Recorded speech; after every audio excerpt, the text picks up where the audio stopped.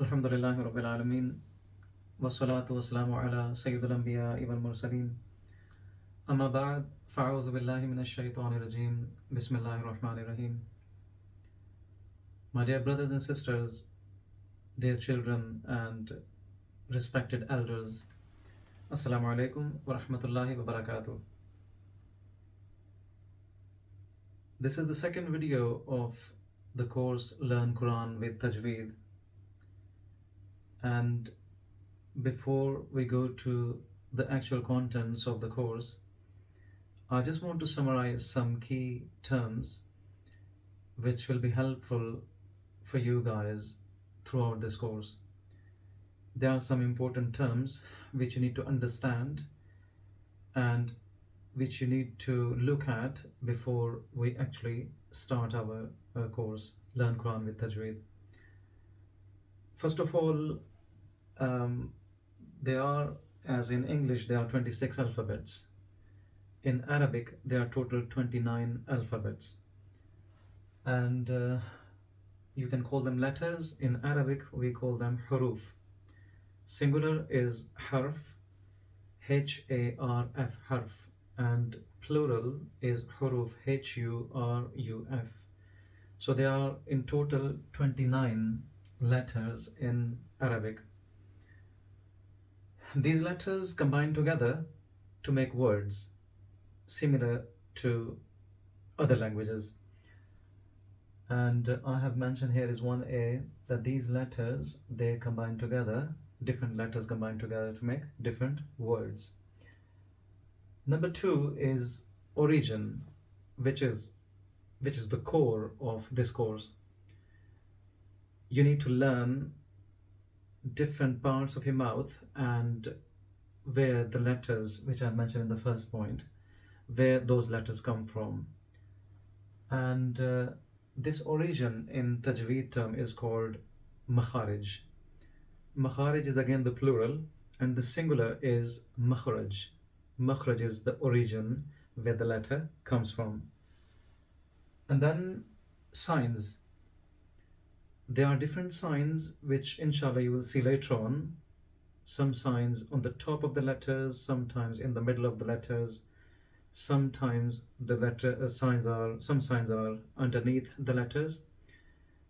When you put the signs on the top or middle or underneath the letters, they create different sounds, which is point number 4.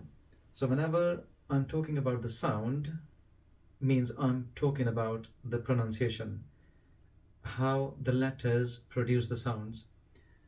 And don't forget that signs are the most important ones to make the sounds. Inshallah, over the time, you will see how they work, and that will be easy for you. And number 5 is the groups. There are certain letters which belong to the same family. And this is very important for you to understand that if a family has got 2 or 3 letters together, then there will be a different way to pronounce all of them. If you pronounce them similarly, if you do not pronounce every letter from its makhraj, then obviously meaning will be changed. And in this course, I'm again and again encouraging you to understand the origin. So later on, inshallah, when you will be able to pronounce the letters from their origin, it will be so beautiful. When you will recite the Quran, inshallah, you will see the difference.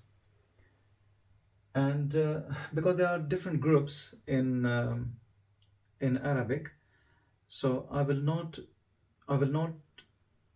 cover every group in one lesson, but I was thinking to just tell you the information about one group in one video. So over the time, in next 4 or 5 lessons, inshallah, there are not many groups, but whichever groups are there, inshallah, slowly you can have an idea about them, and you can learn them. Point number 2, which is about the origin or the makharij.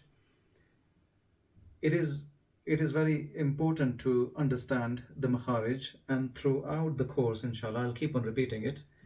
And do not feel Do not feel pressurized and don't think that they're too difficult. It's just the matter of practicing it. More you practice, over the time you will see it will become your second nature to pronounce the letters properly. And again, the better the pronunciation, the beautiful the recitation will be. Origin of the letters basically depending upon five different locations, five different positions in your mouth. The number one is lips. Lips are called shafatan. I've written here Shafattan. That is the plural of the lip. And obviously, lip in Tajweed, you will be working on two sides of the lips. One is outer side, which we can see, as you can see my lips from the outer side. And there's a one wet part which is inside the mouth. Your tongue can feel it, or you can just check by yourself by lifting up or lifting down your lips. So outer side and inner side of the lips, that will be used for different letters. Second is tongue. In Arabic we call lisan, lisan, lisan. um, this tongue will play a vital role, a major role in the entire course, inshallah. And you can divide, or in Tajweed we divide tongue into these four parts. The tip of the tongue, this the tip which you can see, if you take your tongue out, this part will be the tip of the tongue. And edge of the tongue is the sides. If you take your tongue out, this side and this side, these are the sides of the tongue, which will again play a role in pronunciation. Middle part, if you take your tongue out, anything you can see above the tip of the tongue is basically the middle part of the tongue.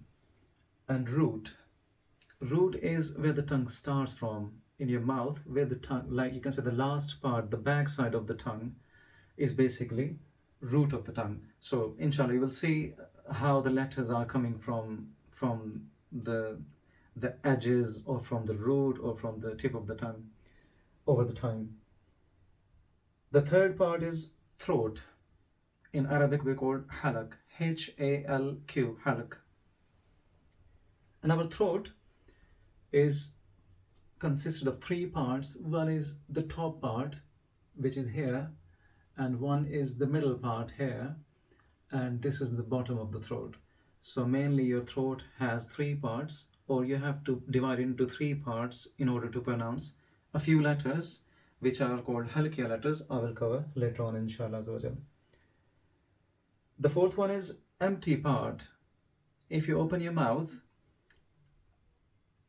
everything you can see which is like a hollow, like an empty part.